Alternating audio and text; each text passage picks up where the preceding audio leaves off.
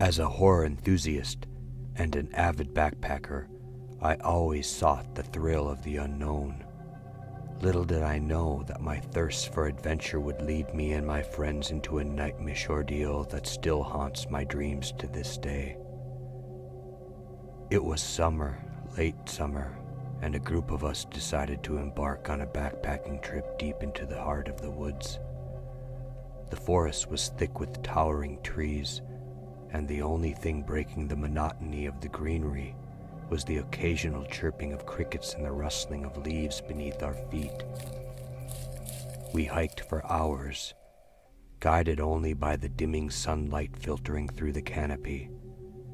The air grew cooler, and a sense of unease crept over us as the woods seemed to grow denser with every step.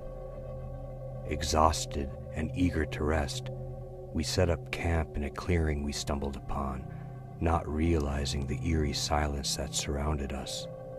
It wasn't until we began to gather the firewood that I spotted something peculiar. Just beyond the tree line, partially obscured by overgrown brush, lay a crumbling stone wall. My curiosity piqued. I called my friends over to investigate. As we pushed through the underbrush, the wall revealed itself to be the entrance of an ancient cemetery. The gravestones were withered and worn, their inscriptions barely legible. The unsettling part was that it appeared as though the cemetery had been forgotten by the world. No paths led to or from it. No signposts indicated its existence on any map. It was as if the place had been intentionally concealed. Despite our initial unease, we decided to set up our tents just outside the cemetery's boundaries. The idea of spending the night next to a forgotten grave gave us an unsettling thrill, and we couldn't resist the eerie allure of the place. As night descended upon us, we gathered around the campfire, the flames casting dancing shadows on the old gravestones. Laughter and conversation filled the air, but gradually, a heavy silence settled over us.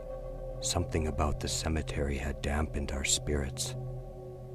The first sign of trouble came in the form of distant whispers, carried on a gentle breeze. We brushed them off as tricks of the mind, but soon enough, the whispers grew louder and more distinct. It was as if the voices belonged to those resting beneath the ground, sharing secrets from beyond the grave. Tensions escalated when we heard stones being thrown at our tents, echoing the ghostly whispers. Panic set in as we realized that there was no one else around us for miles.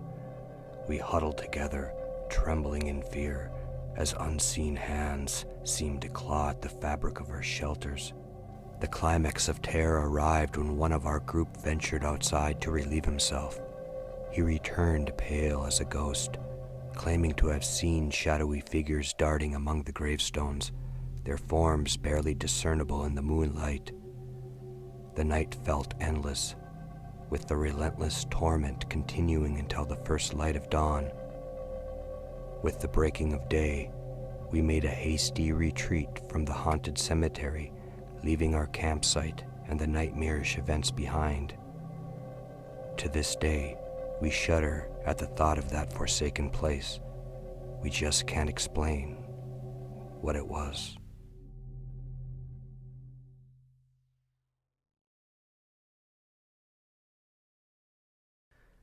The sun dipped below the horizon, casting long shadows over our small town as my friend Alex and I left the movie theater.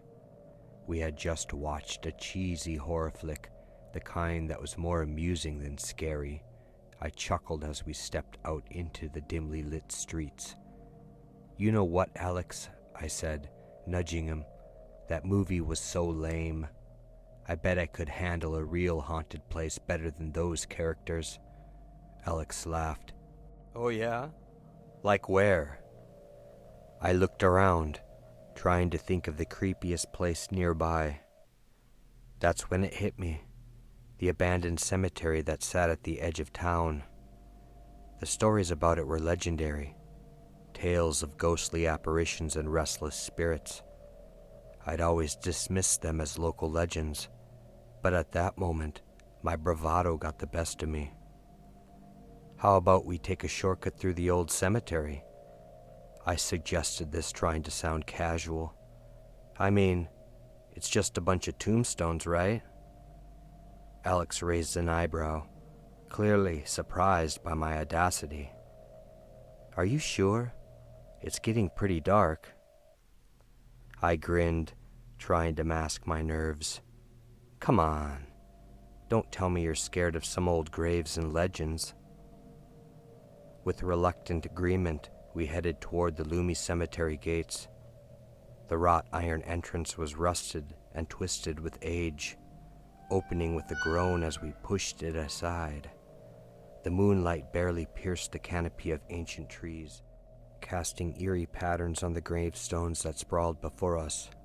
We strolled through the cemetery, trying to outdo each other with spooky stories about the residents of the graves. Our laughter echoed off the tombstones until we stumbled upon an imposing mausoleum. It was unlike any other grave, with strange symbols etched into its stone facade. As we examined the eerie structure, a cold wind swept through the graveyard. Suddenly, an inexplicable sense of dread washed over me. My laughter died in my throat, and I could see the unease mirrored in Alex's eyes. That's when we heard it, a deep guttural growl that seemed to emanate from the shadows. I froze, scanning the darkness. There, amidst the moonlight graves, we saw it, a towering shadow figure, 10 feet tall, with twisted horns protruding from its grotesque silhouette. My heart pounded as the creature moved toward us with unnatural speed, its eyes burning like fiery embers. Without a word, Alex and I turned and bolted, our fear overcoming any pretense of bravery. We sprinted through the cemetery, our footsteps echoing like thunder. Behind us, the creature chased relentlessly, its heavy, labored breathing closing in. Panic surged through our veins as we reached the cemetery gates. With every ounce of strength we had, we forced them open, darting onto the street beyond. We didn't stop running until we reached Alex's house. We stumbled inside, grasping for breath, and locked the doors behind us. We tried to explain what we had seen, how something unearthly had pursued us, but the words seemed absurd even to us. The town never believed our story, chalking it up to an overactive imagination, but we know the truth.